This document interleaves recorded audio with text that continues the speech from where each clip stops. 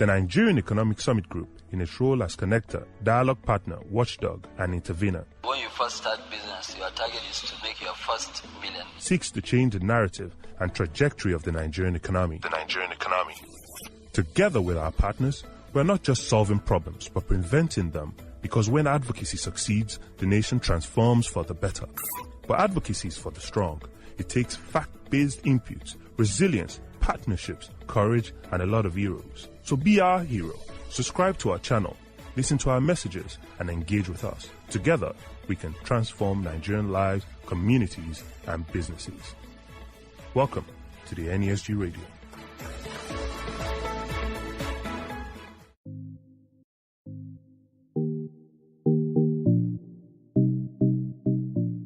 Good morning. Welcome to the NESG Radio. I'm Ese Ikmoba. This week is still Agric Month. We have Commercial Dairy and Ranchers Association of Nigeria, CODARAN. CODARAN is a non-political organization and the national apex body and collective voice for the interest of indigenous commercial dairy producers, ranch operators, and dairy farmers of small, medium, and large scale. We'll be discussing with the Executive Director, Mr. Daniel Abasi Edem, on the issues today. Welcome, sir. Thank you very much, Esther, for having me, and thanks for the warm introduction. Okay, thank you. We'll just go straight into it then. Please, can you give us a brief background on CODARAN and its activity? Okay, thank you. CODARAN is an initial for the Commercial Dairy Ranchers Association of Nigeria, and it is the foremost dairy association in Nigeria. That is the coming together of operators in the various segments of the Nigerian dairy industry.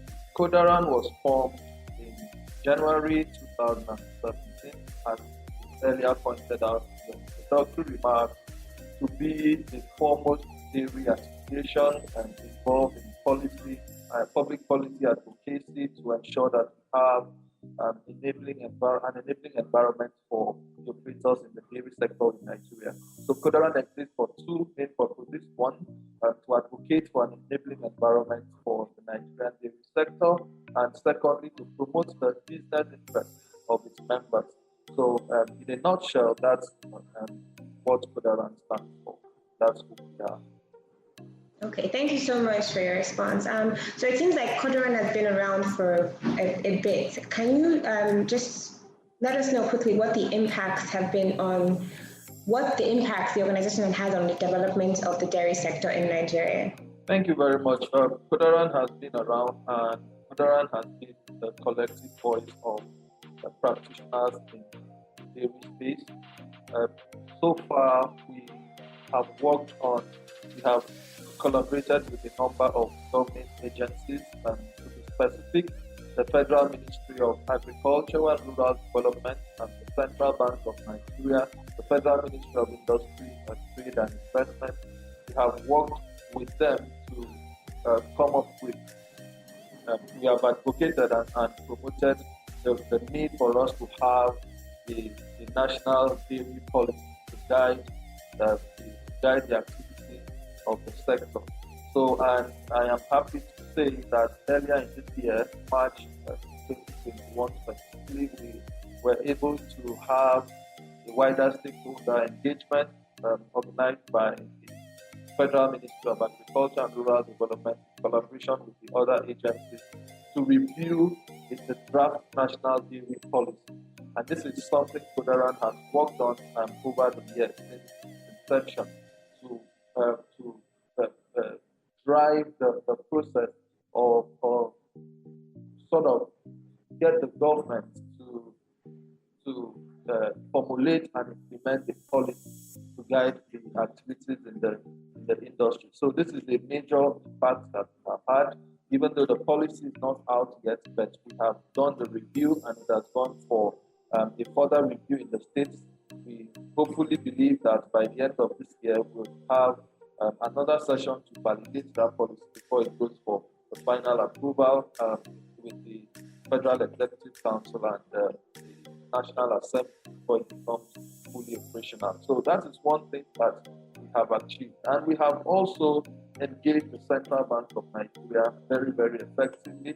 Yeah, you would recall that sometime last year, February last year, we had just a few companies allocated foreign exchange or allocated the rights or the opportunity to get foreign exchange from CBN to be able to import dairy products. So that is part of something, or part of the engagement we've had with CBN to ensure that we push for companies to take backward integration in the dairy industry much more seriously, and that also entails not being able to get foreign exchange to import dairy products, except you are doing a lot in terms of backward integration. And this is something we have been doing, we have been pushing for, and we are glad that that is happening. The dairy sector, as we know, is certainly a Nigerian economy is a work in progress. So there's so much still to be done, but I believe Kodaran is doing much. Recently, we had a conference as well, June 1st this year on World Milk Day, where we brought stakeholders together in the dairy sector, together to discuss ways forward for the sector. And I think that conference was really impactful. One of the things we've been able to achieve is to engage these stakeholders and to come up with new ideas to drive progress in the sector. Thank you so very much. I know that you know that the NESG would very much place a lot of significance on the importance of a stakeholder engagement. So having all these stakeholder engagements will definitely help to galvanize support for the draft dairy policy that you're looking at. So speaking of the draft dairy policy, it sounds like there's already been a lot of inputs on this. So going forward, how do you see this policy helping to scale up local production or address the issue of high level of importation of dairy products in Nigeria? Yeah, thank you for that question. It's a very, very important question. So the dairy sector, the draft dairy policy is an all-encompassing document. It looks at the various segments, the whole value chain of the dairy industry, and it addresses specific issues that has to do with each of those segments. So we believe that once that policy becomes operational and effectively implemented, there are so many things in it that would drive productivity and competitiveness in that sector. One of it is looking at the trade aspect. So one of the things the policy is seeking to address is the high level of importation of dairy products. But you agree with me that before operators begin to import dairy products, it means that there's a gap that needs to be filled up in the local dairy sector. So what that policy document has done is to sort of drive or incentivize all the multinational corporations or indigenous operators to go back to developing the local dairy sector by plowing back some of their profits and some of their income or revenues to doing certain things that will help to develop the sector. For instance, that policy recommends, the draft policy recommends that about 50% of funds received from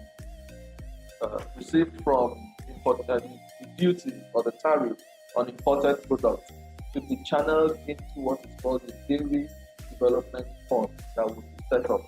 So, and the funds, when we go into number one, the funds will because it's a tariff, so it will discourage people from importing because the tariff is high.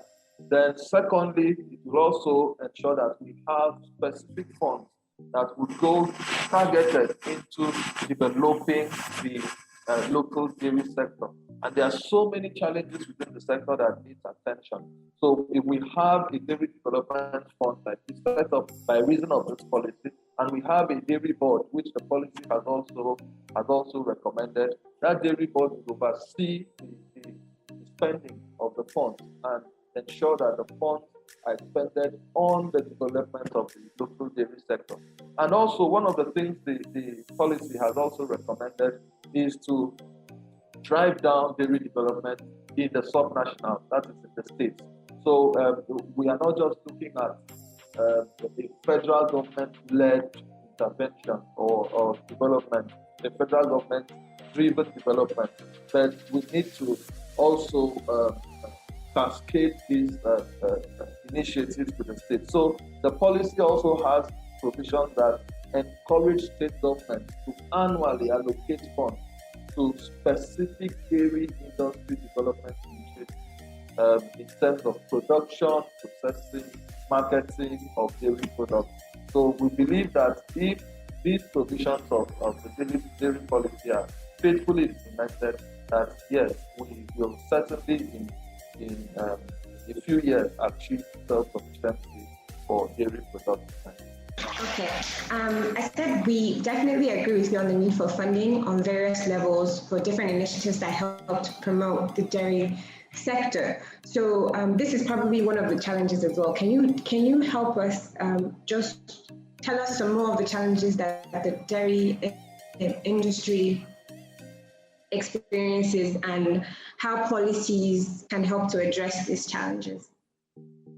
Okay, thank you very much. Just as every other aspect of the Nigerian economy has a myriad of challenges, there are many challenges currently plaguing the sector. But I will pick the three, what I feel are the three most pressing challenges that operators in that space face at the moment, or the sector as a whole faces at the moment.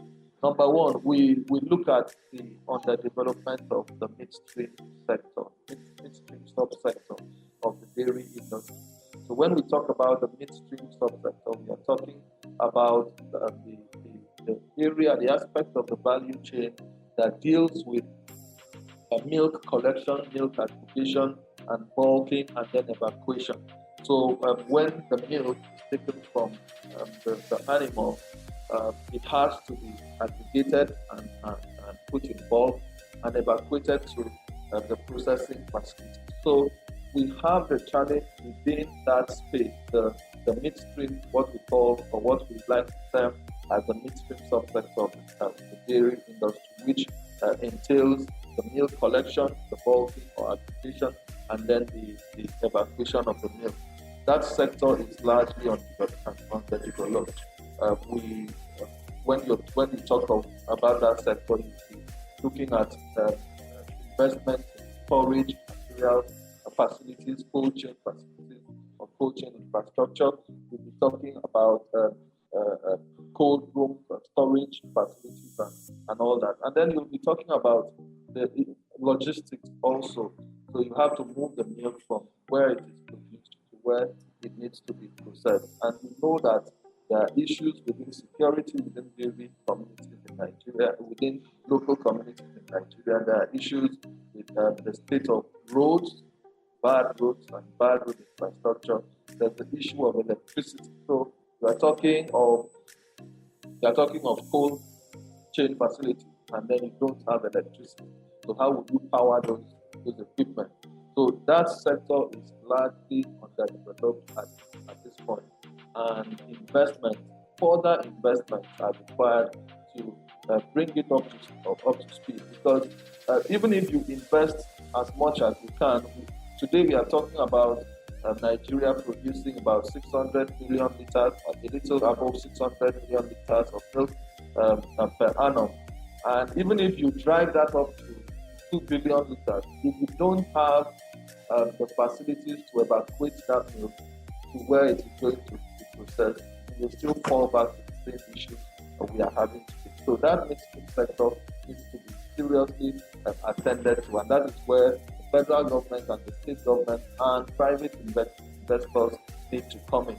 Secondly, we have the issue of insecurity of life and property. This is a main challenge for many of our members because we meet frequently to rub mind and look at ways to improve operations in the sector. So most of our members have been hit hard by the insecurity situation we have in the country: banditry, kidnapping, terrorism, armed robbery. The roads are not safe, so equipment and personnel and even products are not moved safely in some communities. And then we also have the issues which I think have been on the front burner in the Nigerian space, which has to do with outdated cultural practices and animal husbandry, outmoded animal husbandry practices. So you have people who, or cultural practices that still encourage pastoralism, people walking around with cattle, and this causes a lot of friction, and we have these farmer header clashes all over the place. So we need the government also to deal with some of those issues by encouraging and making provisions and investments for breeding reserves or ranches where some of these things can be handled.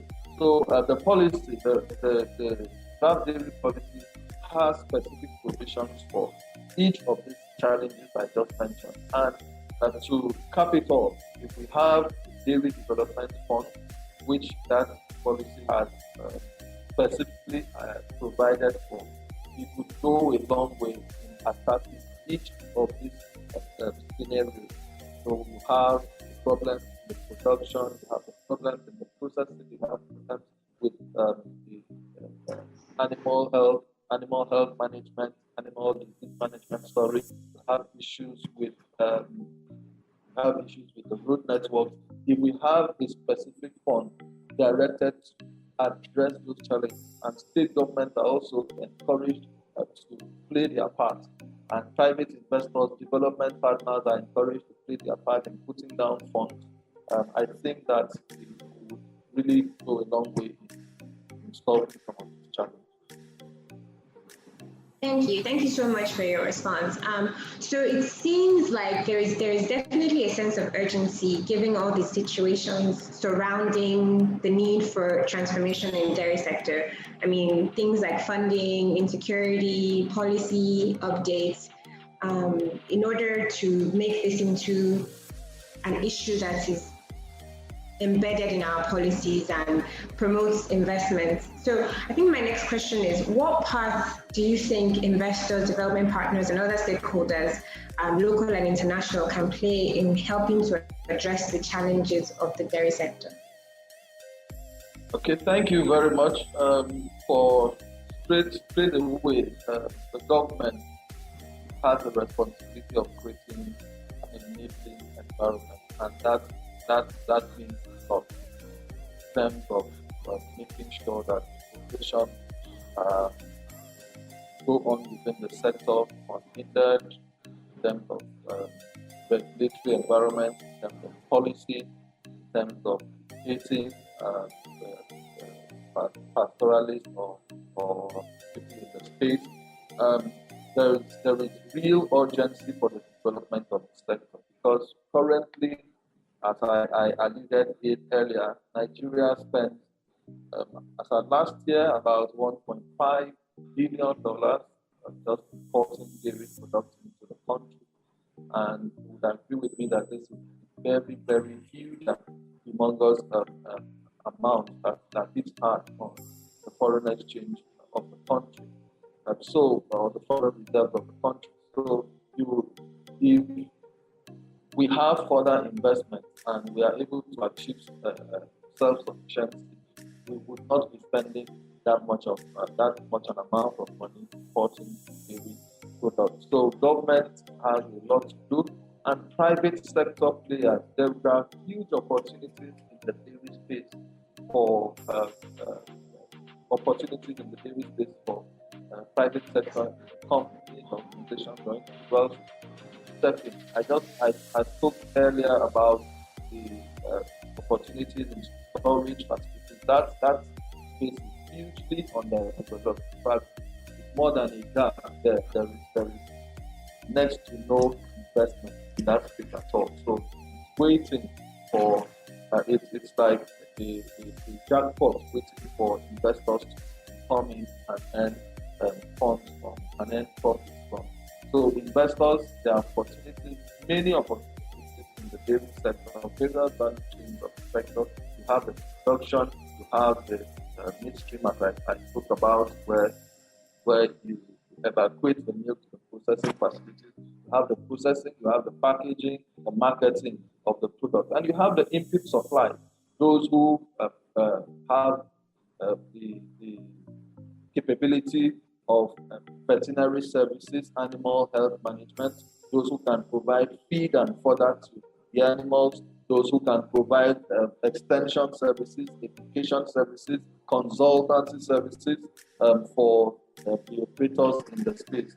So there's so much opportunities for investors to come in, because the more investment we have, the more productivity certainly the space will come. And we look at development partners. We have some development partners who are doing a lot in the space. So we would also like to encourage others to step in and look at ecosystem solutions to the issues we have in the dairy space. I can always mention the Advancing Local Dairy Development Project in Nigeria, funded by the Bill and Melinda Gates Foundation and implemented by Sahel Consulting.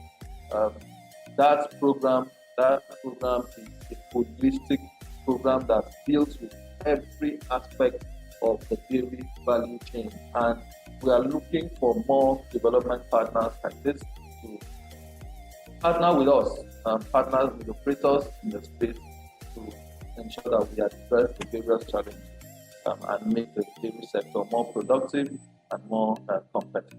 Thank you very, very much. I personally have really enjoyed this segment because it's taught me a lot about the dairy sector, which I'm a bit of a novice to. So it was a pleasure having this conversation with you. I don't know if you have any other last words for our listeners you'd like them to know concerning your organization, or just how to learn more about what it is that the organization is doing. Okay, thank you. Thank you also. I'm really grateful for the opportunity and the platform that you've given to us today to speak about the dairy sector. So Kodaran is always there as a willing partner for anyone who wants to invest or go into business in the dairy industry. We provide several services that would help even a new investor to stabilize and to make the right investment in the sector. One of the things we do as an organization or as an industry association is to provide capacity building for our members, capacity building services for our members. So even if you are a startup or you are a organization that is currently operational in the sector and you are facing challenges, we do provide capacity building services where we train, have seminars, have conferences. We are planning exchange or trade missions outside of Nigeria to also ensure that our members, our local players, see what is obtainable in other countries of the world that are excelling in terms of dairy production, processing, and marketing. And another thing we also do is that we represent the dairy industry not just nationally but internationally as well and regionally as well. So currently, Kodaran has been a part of the region-wide, the West Africa-wide intervention or offensive, as we call it, in milk production for West Africa. Kodaran has been the representative of Nigeria in working with other West African countries to ensure that we have a system-wide strategy that develops the sector across the sub-region. And we're also currently working with the African Union. African Union has come up with a plan, a collaborative plan for the various countries to work together in terms of dairy industry development. And Kodaran has been a partner with the other countries' industry dairy association. And so we represent the country, the dairy industry in Nigeria as well, outside of Nigeria. And this helps us to also gain knowledge and gain partnership and collaboration that further impact the sector. So Kodaran is always there as a willing partner, a willing collaborator with any investor or development partner that would reach out to us as long as we are looking at furthering the fortune, if I may use that word, of the dairy industry in Nigeria. And we work with the government as well to ensure that we push, we advocate for an enabling environment and promote the sustainability of that enabling environment. So it's one thing to create impact to make impact, but it's another thing to sustain it. So as long as we are here, we'll partner with other industry associations, we partner with other stakeholders to ensure that we continually hold the government accountable to regulate and sustain an enabling environment for the sector. So thank you so much for having me. I'm really, really grateful for having this platform today. Again, thank you, sir, for joining us today. Thank you to our listeners as well for listening to this podcast. Join us again next week for another interesting topical issue. Remember to subscribe and share this content. Bye for now.